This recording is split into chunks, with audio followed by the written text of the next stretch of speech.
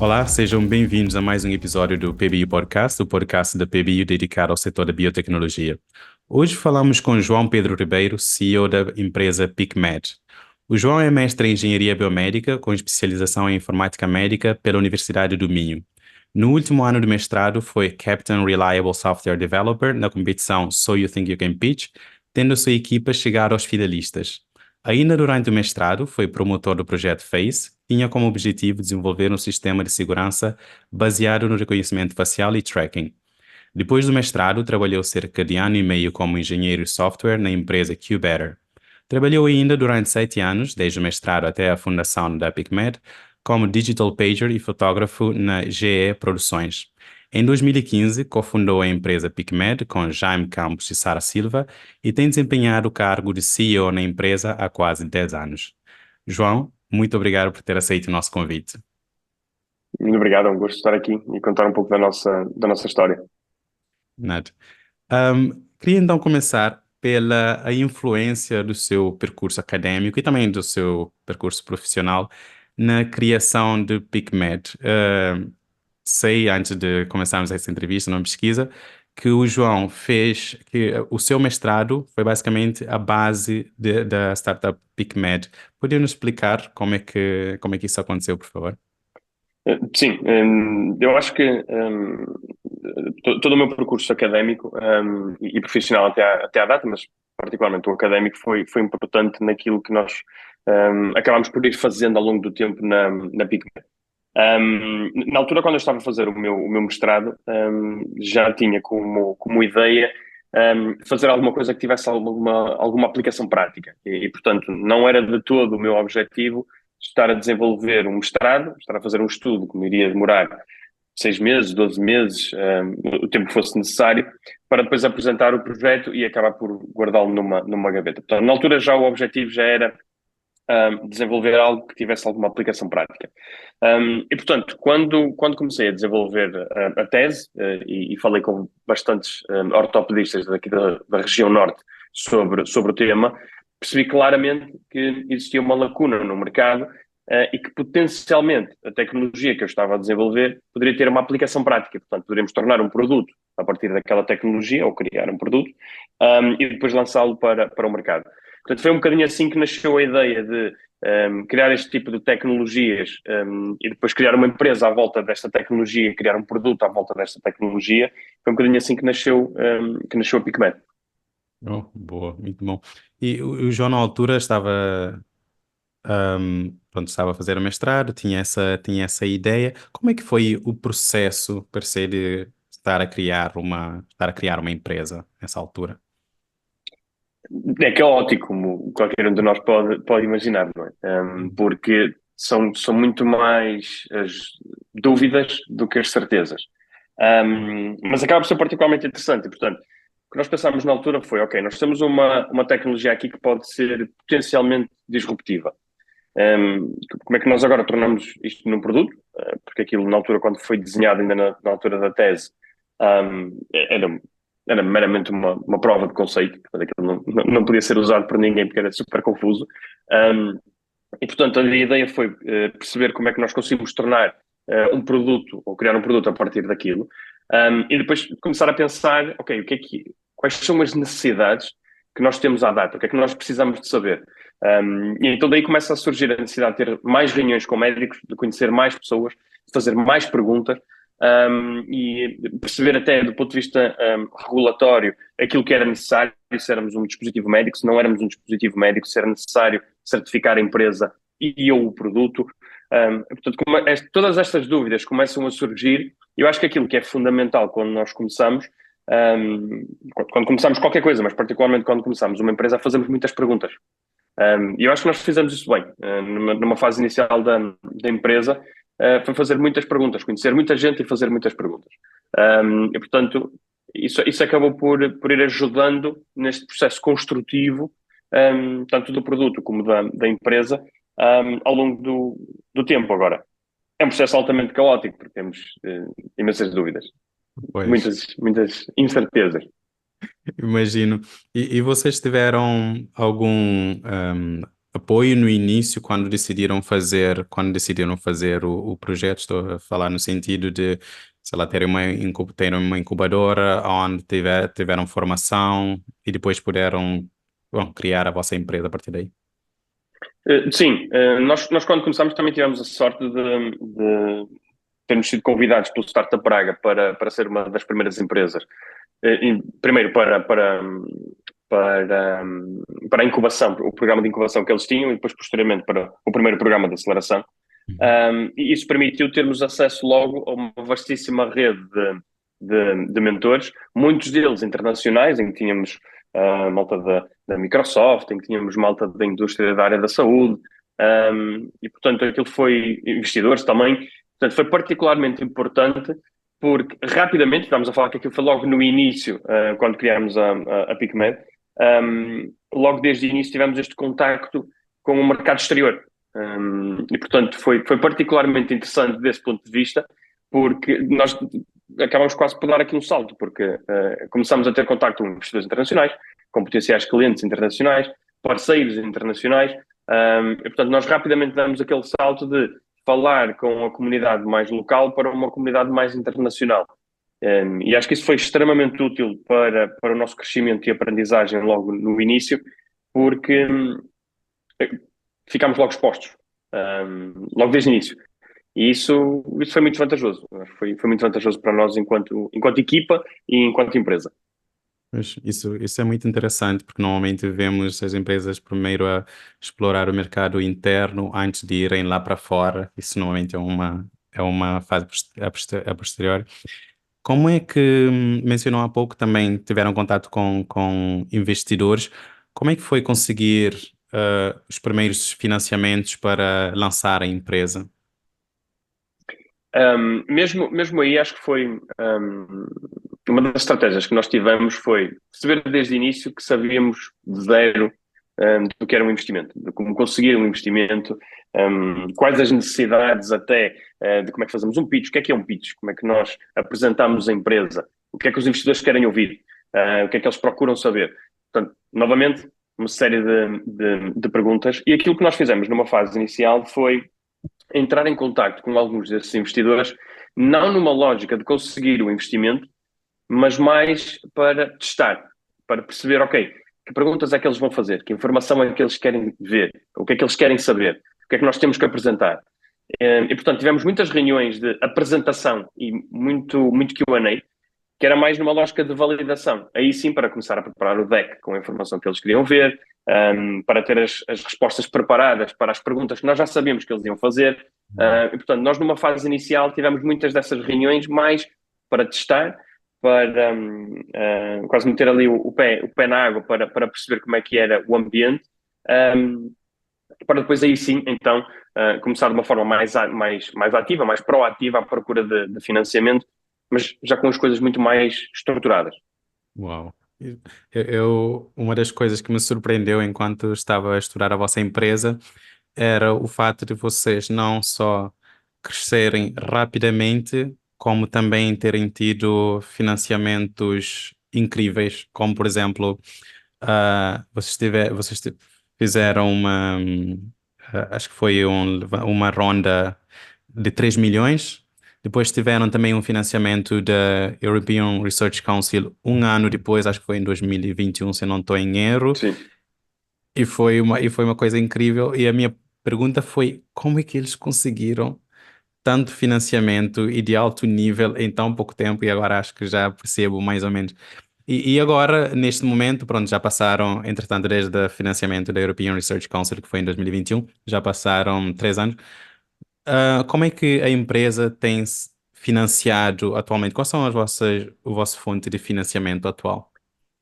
Sim, nós na prática, o EIC, se não estou em erro, nós fechamos em 2022, portanto foi Uhum. sensivelmente um ano após Ok. fazermos essa última ronda. Uhum. Mas desde então tem sido muito. Esse financiamento fomos tendo ao longo do tempo, portanto, ainda continuamos a utilizar parte desse financiamento e depois as próprias receitas que a empresa vai começando a gerar. Portanto, ainda não somos autossuficientes, mas já gera receitas que permite ir a par com aquilo que são os investimentos que vamos fazendo, ou as rondas que vamos fazendo. Acho que no nosso caso, eventualmente essa pequena janela temporal entre fecharmos a última ronda e depois conseguirmos o EIC um pouco mais de um ano após, acho que tem muito a ver também com a vertente disruptiva e inovadora que a empresa tem. Ou seja, efetivamente aquilo que nós estamos a desenvolver tem um impacto direto no mercado e particularmente, não apenas os investidores que investiram em nós até à data, mas também depois, particularmente com o EIC, portanto, o próprio European Innovation Council percebeu que aquilo que nós estávamos a desenvolver era estratégico para a Europa como um todo, mas também tinha uma aplicação prática na qualidade de vida dos pacientes, que somos todos nós, não é? No final do dia. E, portanto, acho que foi muito por aí que o próprio EIC acabou por perceber que aquilo que estávamos a fazer, ou aquilo que estamos a fazer, tem um impacto direto na vida das pessoas e, portanto, ser estratégico para a Europa.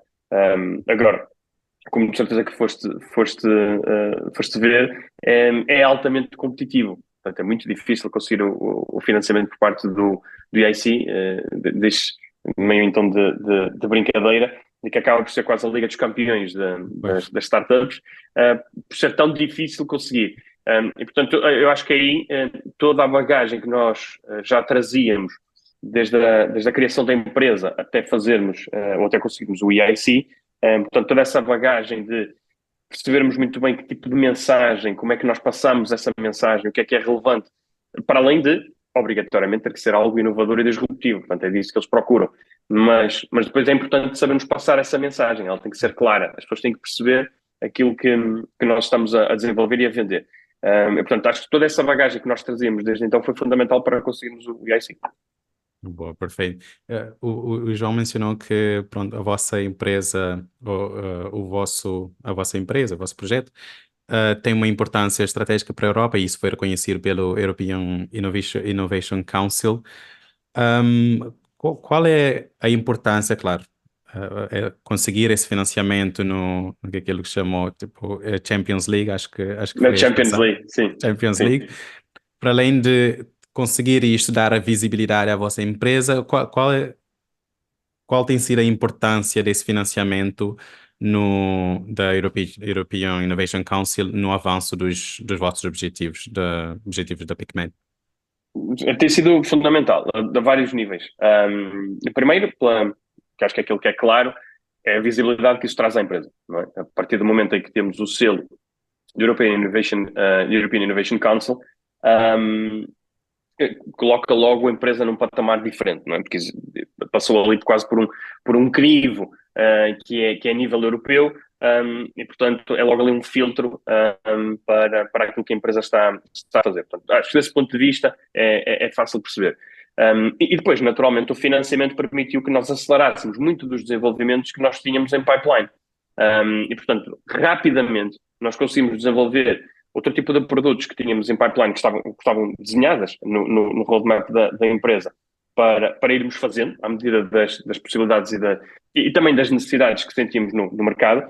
Isso permitiu rapidamente acelerar, esse financiamento permitiu rapidamente acelerar isso e, portanto, nós hoje já estamos à data, estamos em clinical trials dessas mesmas tecnologias e, portanto, nós rapidamente as desenvolvemos e rapidamente as colocamos agora a serem testadas em ambiente real. Por isso eu diria que foi fundamental para o crescimento da empresa por essas duas vias, ou seja, a visibilidade que isso traz, não apenas comercial, mas até do ponto de vista de investimento, se quisermos trabalhar numa ronda agora mais à frente, mas também naquilo que foi acelerar os processos de desenvolvimento de novos produtos e trazer novos produtos para o mercado por força de termos tido acesso a esse investimento. Muito bom. Eu quero pegar nessa parte da aceleração para ligar com os planos futuros da empresa, mas antes, lembrei-me que se calhar devia ir um bocadinho para trás, porque eu comecei com o seu percurso académico e o percurso profissional. Depois nunca explicamos o que é PicMed. Pronto, agora Sim. imagino que seja um household name, muitas pessoas já sabem, mas convém-me explicar o que é PicMed e o que a PicMed faz. Se o João puder, por favor. Sim, claro. Nós com a PicMed desenvolvemos tecnologias baseadas em inteligência artificial que auxiliam os ortopedistas na preparação e planeamento da cirurgia. Ou seja, Quando um médico recebe um paciente, e chegam à conclusão ambos de que é necessário para a cirurgia, nós ajudamos em todo esse processo de planeamento para que seja claro, tanto para o médico como para o paciente, aquilo que é necessário, portanto, qual é o problema do paciente e depois o que é necessário para resolver esse problema. Um exemplo prático disto. Se um paciente precisar de ser submetido a uma substituição do joelho, portanto, ele vai colocar uma prótese no joelho, o nosso sistema pega na imagem do paciente, seja no raio-x, na ressonância ou no TAC, trabalha essa imagem numa questão de segundos e facilita ao médico a perceber qual é a extensão daquele problema. E depois auxilia também o médico na escolha daquilo que vão ser os materiais, sejam os implantes, os instrumentais, para a resolução do problema daquele paciente. Isto tudo, lá está, utilizando inteligência artificial, mas isto tudo em menos de um minuto.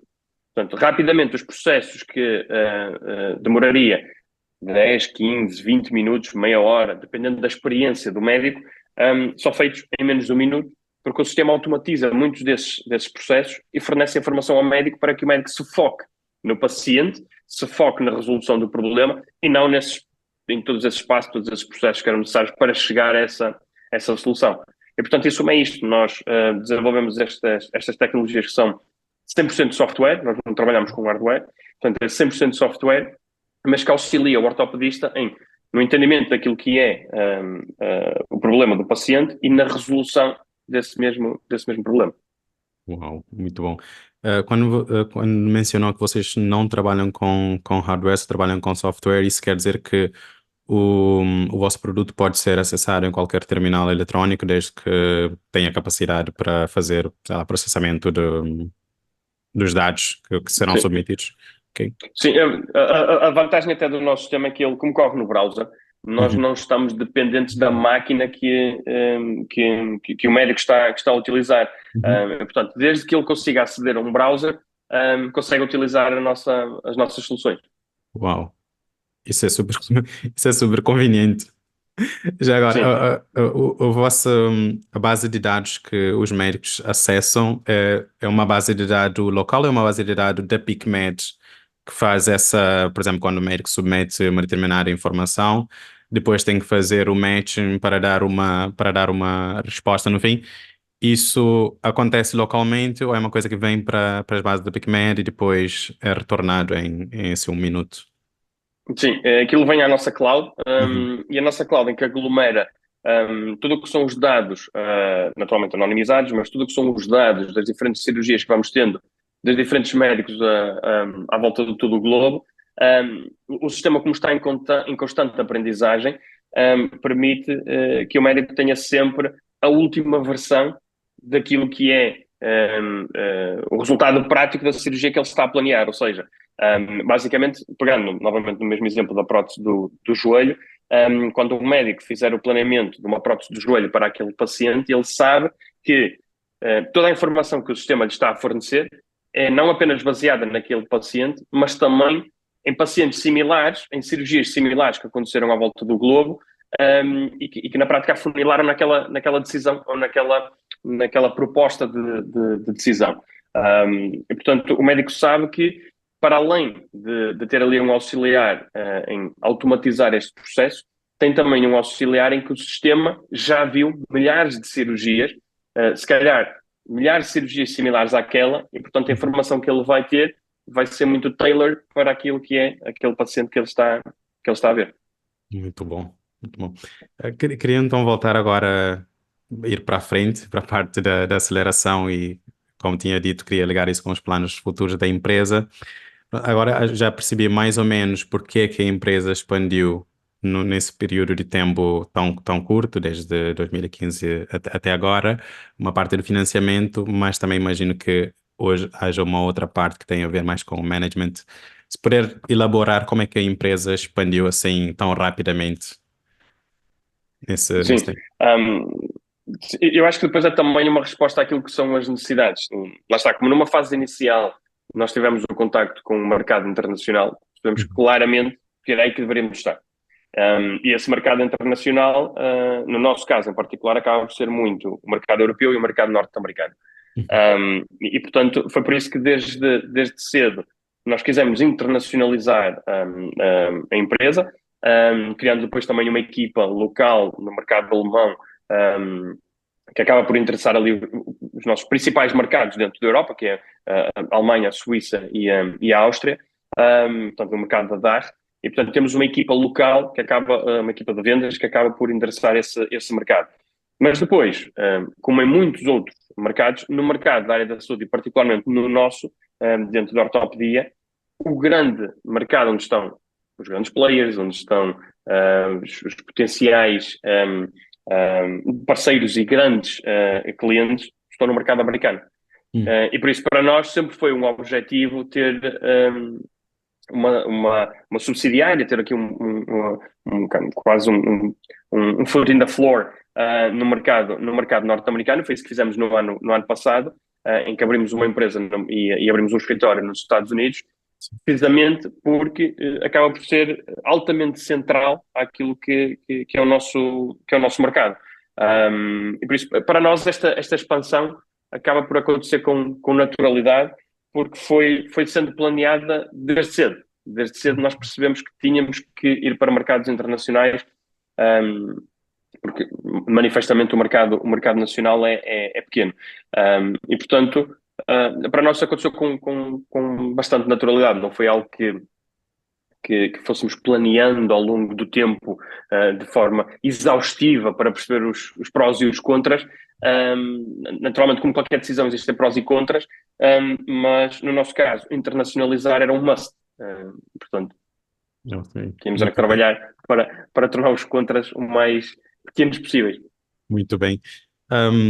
O mercado de MedTech, ou mercado ligado à saúde, é um mercado que, bom, na verdade vou falar só do mercado de MedTech em particular, porque existem outras partes que são ligadas à saúde, mas que não são altamente reguladas.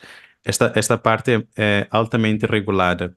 Quais são os obstáculos que a PicMed tem enfrentado e que soluções é que tem empregado para ultrapassar esses obstáculos quando fazem essa expansão para outros mercados? Eu acho que é fundamental ter os processos muito bem documentados, porque depois no final do dia isso vai ser a base para tudo. Ou seja, o que nós fizemos numa fase inicial, quando criámos a empresa e percebemos que somos um dispositivo médico, portanto temos que estar certificados para poder disponibilizar o produto na esmagadora maioria dos mercados onde vamos entrar, particularmente no mercado europeu e no mercado norte-americano, isso é uma certeza. E, portanto, o que nós temos que fazer para tornar isto o mais simples possível, dentro daquilo que acaba por ser possível da nossa parte controlar, é, se pegarmos nesses processos, os percebermos e implementarmos de forma a que sejam benéficos para a empresa. Ou seja, nós nunca olhamos para a componente regulatória de certificação quase como algo paralelo àquilo que era a atividade da empresa. Nós tentamos perceber esses processos, perceber essas necessidades e implementá-las de forma a que elas fossem úteis. O que é que isto quer dizer? Pegando um exemplo prático. No nosso caso em particular, enquanto dispositivo médico baseado em software, nós temos que ser capazes de demonstrar que o produto que o médico, portanto, que o cliente final está a ter acesso, existe quase um traceability de todo esse processo de desenvolvimento até o início desse mesmo processo, ok? Portanto, isto é necessário demonstrar. Como é que nós controlamos isto? Então, uma das características desse tipo de certificação. O que nós fizemos foi, ok, então vamos ter aqui um processo que seja benéfico até para nós, do ponto de vista de controle desse próprio produto. Ou seja, se eu tiver um bug, como todos os softwares têm, se eu tiver um bug numa versão que os nossos clientes estão a utilizar, eu quero ser capaz de voltar tudo para trás para perceber onde é que esse bug foi introduzido. Portanto, isto é apenas um paralelismo para percebermos como é que nós utilizamos em nosso benefício estas necessidades do ponto de vista regulatório. Agora, elas muitas das vezes, se não forem bem implementadas, podem ser um claro entrave à inovação. E acho que é um desafio que nós agora, enquanto Europa, estamos a passar, porque, e nós aqui acabamos por apanhar ambos os modelos. Portanto, nós quando certificamos a primeira vez o produto da PicMed, certificamos com base na antiga diretiva, que era a MDD, e já certificamos agora com a nova diretiva, com o MDR. E nós passamos de um MDD em que havia pouquíssima, quase nenhuma informação de dispositivos médicos baseados em software e, portanto, nós éramos regulados e controlados da mesma forma que um implante era controlado, que um dispositivo físico que tinha contacto com o paciente era regulado. Portanto, o processo era exatamente o mesmo, as obrigações e as necessidades eram exatamente as mesmas. E, portanto, passámos de algo que era, ninguém sabia muito bem o que é que eles estavam à procura, para o outro oposto, em que muitas das vezes agora é altamente complexo conseguir passar por este crivo da certificação aos olhos do MDR, o que está a fazer com que muitas das inovações, não apenas de empresas europeias, mas de empresas norte-americanas que queriam colocar essa inovação na Europa, o deixem de fazer porque passamos para o outro oposto. Portanto, passamos de ter todo o processo regulatório ser aqui um bocadinho, quase uma neblina, ninguém sabia muito bem o que é que eles procuravam, para ser altamente regulado e restritivo e dispendioso. O processo ficou muito mais caro para conseguir colocar o produto no mercado. Agora, eu acho que nós, na PicMed, aquilo que fizemos foi como é que nós tornamos esses processos em algo que possa ser útil para a empresa e que não seja um entrave à inovação. E, portanto, isto depois não existe um one size fits all. Acho que cada empresa tem que fazer essa avaliação e essa análise para perceber como é que utilizam este tipo de processos para benefício próprio. Porque eles têm que existir. Isso é uma certeza. E, portanto, é como é que nós tornamos isto em algo que possa ser útil para a empresa sem que seja bloqueante, sem que bloqueie a inovação da própria empresa. Pois, uma volta de 8,80 em termos de regulação aqui na Europa. Infelizmente, não é só na área da Medtech que está a acontecer, mesmo na área de biotecnologia em geral e várias associações biotecnológicas na Europa já se posicionaram contra algumas das medidas que estão a ser tomadas. Sim. Queria virar agora um bocadinho para o panorama nacional e perguntar ao João que desafios e também oportunidades é que há aqui em Portugal de trabalhar no Deep Learning para dispositivos médicos. Eu acho que, primeiro, toda esta lógica da utilização de tecnologias de Deep Learning na área da saúde criou aqui uma série de oportunidades, né? E acho que isso é claro, acho que é de senso comum que as tecnologias de inteligência artificial vieram ajudar muitos destes processos, particularmente depois tecnologias baseadas em Deep Learning. E acho que muitas empresas nacionais, não só, mas particularmente nacionais, que é o Tila, foram criadas com base nesse tipo de tecnologias. E, portanto, eu vou-me cruzando, depois dentro da nossa rede, vou-me cruzando com imensas oportunidades, mesmo para a malta mais jovem, que está a sair agora das universidades, que está à procura do primeiro emprego, em poder atuar neste tipo de mercados, utilizando este tipo de tecnologias, porque eu diria que isto acaba, ainda há pouco estava a ter uma conversa em que se falava sobre a utilização deste tipo de tecnologias no futuro. Isto está no presente, isto existe hoje. Portanto, não é o futuro, isto já existe hoje. E acho que é algo que cria aqui um sem número de oportunidades, não apenas para que as pessoas se foquem neste tipo de tecnologias e possam desenvolver ainda mais este tipo de tecnologias, mas até na criação do tipo de oportunidades. E, portanto, acho que veio claramente mudar aqui o paradigma, a meu ver, claramente para melhor. Muito bom.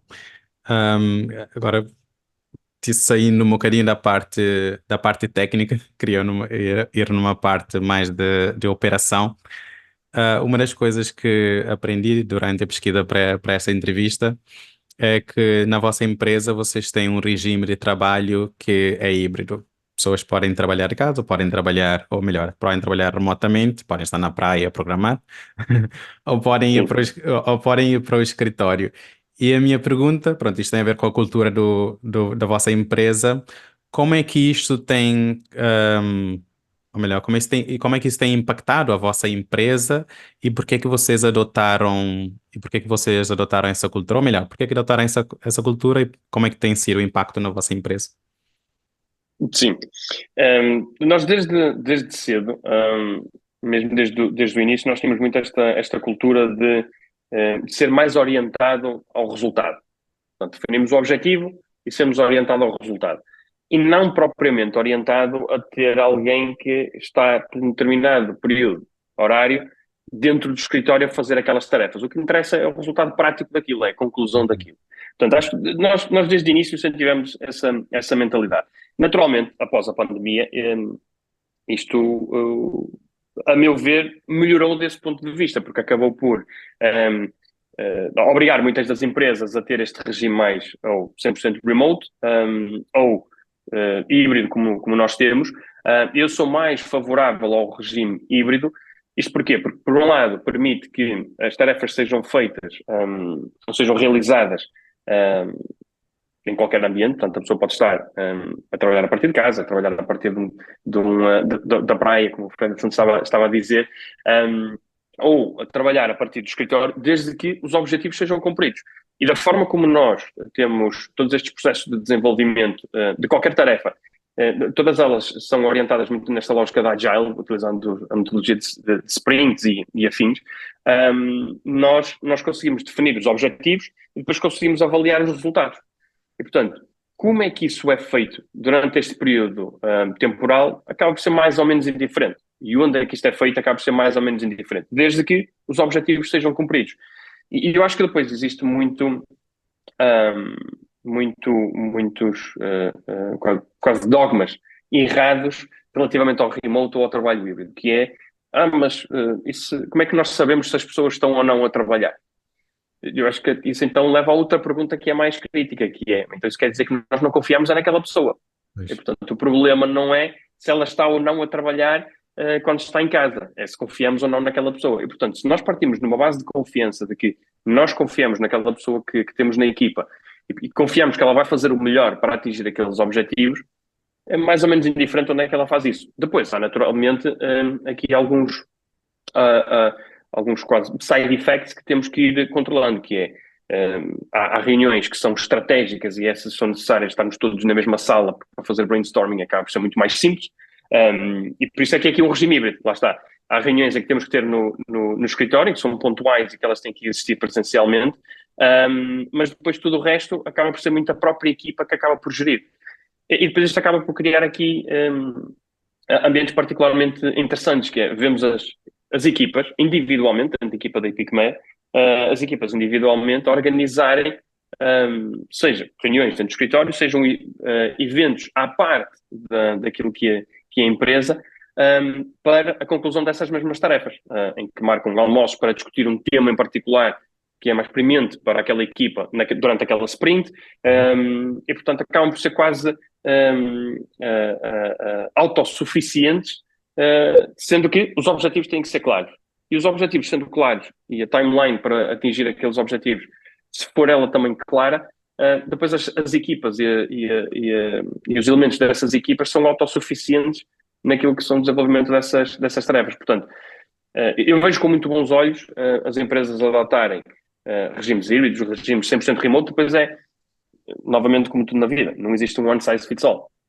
Há empresas em que funciona melhor em híbrido, há empresas em que funciona perfeitamente em 100% remote. Portanto, acho que isso depois depende de empresa para empresa. No nosso caso, o híbrido tem funcionado lindamente. Muito bom. João, eu queria lhe fazer uma pergunta sobre o setor dos dispositivos médicos a nível nacional. O João agora já está há quase 10 anos nesse setor, já tem uma boa experiência. Como é que tem visto a evolução? Já mencionou há pouco a parte da regulamentação, pronto, é a nível europeu, mas depois também acaba por ter impacto a nível nacional, porque Portugal faz parte da União Europeia. Como é que tem visto a evolução do setor dos dispositivos médicos aqui em Portugal? Eu acho que muito a par com esta evolução tecnológica, como já falámos um pouco, acho que nos últimos anos temos visto aqui quase um boom deste setor. E acho que existe aqui, é quase simbiótico entre nascerem cada vez mais cursos que estão relacionados, de alguma maneira estão relacionados com a biotecnologia, seja, por exemplo, o curso de Engenharia Biomédica que nós temos na Universidade do Minho, como temos em outras universidades no país, mas outros cursos também, eles de biotecnologia, vieram criar aqui massa crítica que potenciou o crescimento depois do nosso tecido empresarial dentro do setor da biotecnologia. E eu acho que lá está, esta simbiose entre a academia e o mercado veio fazer com que esta evolução acontecesse e é claramente notória no crescimento do nosso tecido empresarial nos últimos 10 anos. E, portanto, um misto entre esta simbiose entre a academia e o tecido empresarial e depois a oportunidade deste tipo de tecnologias que têm vindo a nascer, potenciaram em larga medida este crescimento. Portanto, acho que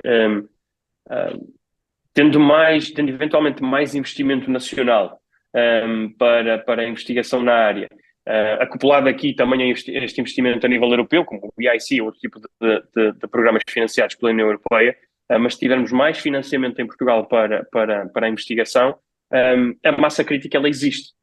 Nós temos os perfis certos em Portugal para o fazer. Muitas das vezes precisamos desse tipo de apoio porque uma das coisas que é importante nós nunca esquecermos é um dispositivo médico, um dispositivo, uma tecnologia que de alguma forma esteja ligada à área da saúde, seja ela biotecnológica ou não, até que o produto esteja pronto e possa ser comercializado, existe um período temporal de investigação, desenvolvimento, certificação que é necessário financiar. Porque não é a mesma coisa, e aqui fazendo um paralelismo, não é a mesma coisa nós criarmos agora um software que vai ser utilizado pelo consumidor final e nós rapidamente, num par de meses, conseguimos ter aqui um proof of concept, colocamos no mercado e começamos a gerar receita. É, portanto, depois, quando somos quase autossuficientes, porque estamos ali em bootstrapping e vamos desenvolvendo e tendo receita logo desde o início, pegando no nosso exemplo, um software que é um dispositivo médico, até que ele esteja desenvolvido, até que ele esteja certificado e que então seja colocado no mercado para começar a gerar as primeiras receitas, é um período temporal muito longo. E ele tem que ser financiado, porque caso contrário depois caímos no problema de, então, não temos massa crítica, não geramos valor mais a montante e, por consequência, depois temos que importar muitos desses produtos, quando poderiam ser eles criados em Portugal. E, portanto, acho que é esta mudança de paradigma que é necessário termos cada vez mais presente, que tudo o que seja mercados regulados, particularmente da área da saúde, precisam de muito investimento a montante para que depois os produtos sejam colocados no mercado. E acho que em Portugal temos a massa crítica, temos as oportunidades, às vezes falta se calhar é desbloquear um bocadinho essas fontes de financiamento. Muito obrigado por esse insight, e por essa recomendação. Por acaso, isso é uma das coisas que outros convidados aqui do nosso podcast também têm mencionado, que são a parte do financiamento e a parte do talento. E parece ser unânime que Portugal tem talento, que infelizmente tem estado em fuga, por assim dizer, Sim. temos uma fuga de cérebro, porque não encontram exatamente condições para trabalhar aqui em Portugal. E financiamentos como o do EIC, European Innovation Council, também ERC, que Portugal está constantemente a ganhar, mostram Sim. que temos qualidade, infelizmente só não temos ainda maneira de reter as capacidades aqui em Portugal. A PBio está na interface da biologia e da tecnologia, daí a biotecnologia, mas também encompassa a parte dos dispositivos médicos e pronto, está numa missão de representar o setor aqui em Portugal. Qual acha que deve ser o papel da PBio na promoção e definição de uma, digamos, estratégia nacional para a área para o setor, seja dos dispositivos médicos ou da biotecnologia? Pronto, está um bocadinho mais a parte. Sim. Sim, eu acho que primeiro o trabalho que a PBio tem feito nos últimos anos tem sido de elevado valor, e a necessidade deste tipo de organizações é que as empresas se juntam todas e têm aqui quase uma umbrella que é comum, e que passamos todos em conjunto a mesma mensagem de forma coerente, é fundamental. Eu acho que ligando com aquilo que ainda estava a falar há pouco, que é conseguirmos passar esta mensagem, que a mensagem seja clara de tal modo a que seja estratégico para o país, o investimento neste tipo de tecnologias é fundamental. Termos aqui um polo central, ou um eixo central de comunicação, seja depois com as entidades políticas e de gestão nacional, para que isso esteja claro naquilo que são os programas de governo, seja depois em toda essa concertação com com as diversas entidades para, lá está, termos aqui um plano que seja estratégico para o país. Eu acho que é fundamental a existência deste tipo de organizações para que lá está esta via de comunicação seja ela centralizada e não dispersa e que depois retire valor àquilo que são as premissas principais que nós temos enquanto empresas. E, portanto, se a mensagem for toda ela coesa e o ponto de comunicação for central, torna esta comunicação muito mais facilitada. E, portanto, acho que o trabalho que a PBU tem feito nos últimos anos é de elevado valor.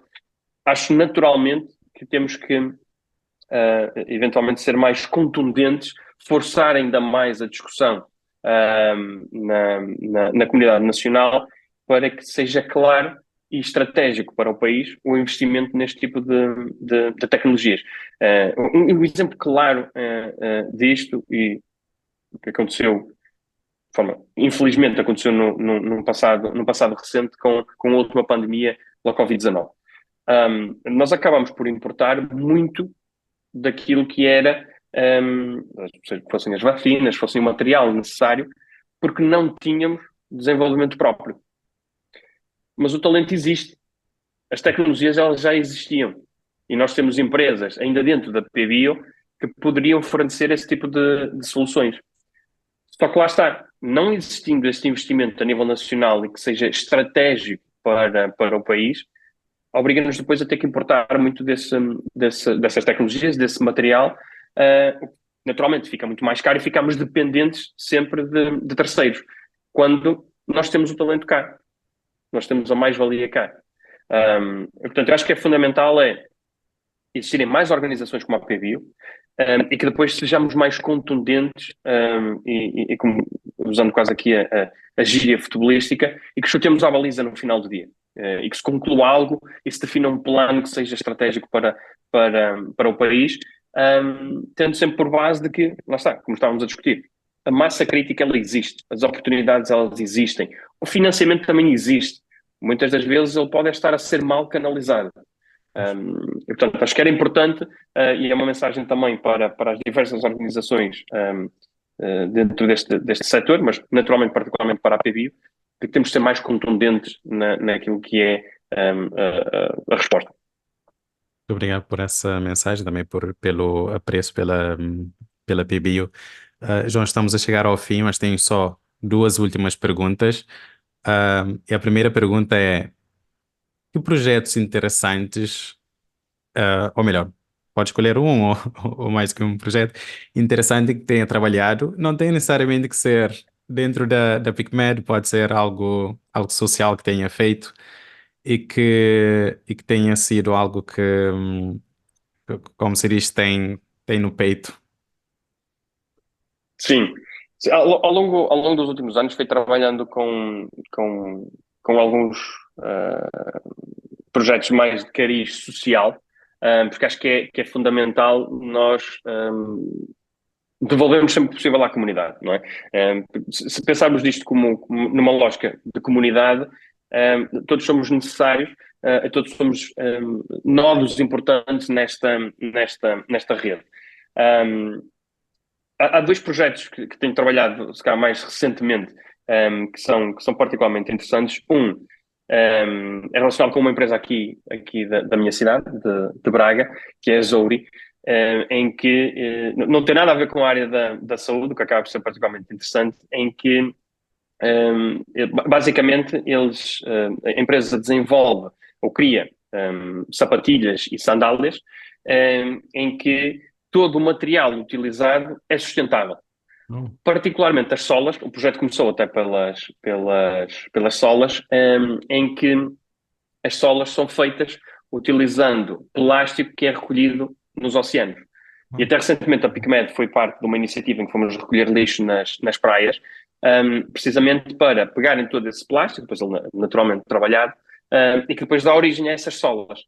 Depois, toda a sapatilha ou toda a sandália utiliza materiais que são sustentáveis, desde o algodão sustentável, desde a proteção das sapatilhas é dada utilizando a casca do milho, e portanto acho que é um projeto que é muito interessante, principalmente pelo facto de que, por um lado, estamos a utilizar materiais que são sustentáveis, por outro, estamos a ajudar a limpar as nossas praias, e por consequência estamos a ajudar também uma empresa nacional da Zona Norte, da minha cidade, a crescer. Portanto, sugiro claramente que procurem o projeto, chama-se Zouri, Zouri, é particularmente interessante. Outro que também tenho trabalhado mais recentemente é o Teach for Portugal, em que esse ainda estou numa fase inicial, mas que me parece muito interessante, que é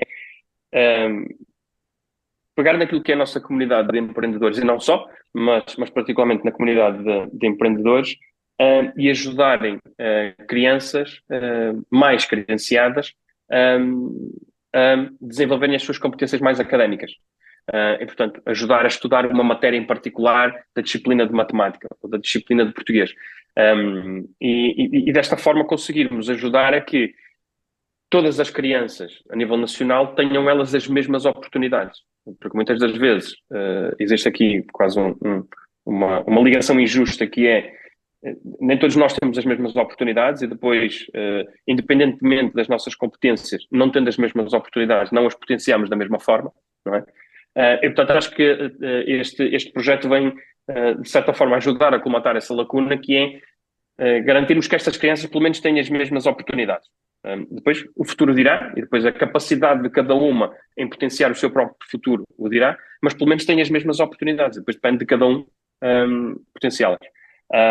Portanto, é outro projeto que tenho, ainda que numa fase muito, muito embrionária, mas que tenho visto com bons olhos e tentar ajudar naquilo que consigo. Diria que estes são os dois projetos assim, de cariz mais social, mas que em suma acho que é fundamental nós devolvermos sempre à comunidade, porque lá está, tem que ser sempre uma relação simbiótica entre estes nodos da rede que é a raça humana. Claro, muito bom. São dois belos projetos. Um, e a última pergunta é: que conselho o João daria para empreendedores que estão interessados em seguir uma carreira na área de dispositivos médicos? Eu acho que é numa carreira de empreendedor. Eu acho que até Sim, aquilo que eu poderia ajudar, ou o conselho que eu poderia dar aqui é quase para ser empreendedor, não necessariamente apenas na área dos dispositivos médicos, mas mais abrangente. Eu dou sempre o mesmo conselho. Quando me perguntam conselhos para dar a jovens empreendedores, eu dou sempre o mesmo, porque acho que é a base de tudo, que é a resiliência. Quando criamos uma empresa, ou quando criamos algo de raiz, o processo é uma montanha russa. Nós temos muitos ups, muitos downs. Os downs às vezes são muito down, muito lá em baixo. E, portanto, se nós não tivermos essa resiliência, essa capacidade de ultrapassar esses obstáculos, vamos falhar inevitavelmente. E, portanto, eu acho que eu poderia dar mais conselhos, mas acho que esse é aquele que é basilar para alguém que possa querer criar algo de raiz, e, portanto, ser aqui um empreendedor, qualquer que seja o termo da palavra. Mas acho que a resiliência é basilar para conseguirmos ultrapassar todos estes obstáculos. E no nosso caso foi fundamental para, lá está, numa fase inicial, percebermos aquilo que eram as necessidades do mercado, percebemos aquilo que eram as necessidades do ponto de vista regulatório. Como eu disse no início, o processo nem sequer era muito claro, e, portanto nós tivemos que ir caminhando, passando aqui quase o preliminar, caminhando ou fazendo o caminho à medida que íamos tendo mais informação. E, portanto, se não fôssemos resilientes, teríamos desistido numa fase inicial. E eu, não querendo parecer aqui quase um clichê, mas quase fazendo, o Steve Jobs dizia que muitas das vezes que só os loucos é que avançam para criar uma empresa. E acho que aquilo que ele queria dizer era muito isso, que é só um louco é que era capaz de ter a resiliência necessária para criar uma empresa. E, portanto, acho que aqui o conselho é ser resiliente. Se formos resilientes, tudo o resto conseguimos ultrapassar. muito bem. Fica então a mensagem. João, muito obrigado por esta conversa que foi fascinante e muito informativa. Obrigado pelo convite. De Obrigado. nada. Aos nossos ouvintes, muito obrigado por escutarem e até ao próximo episódio.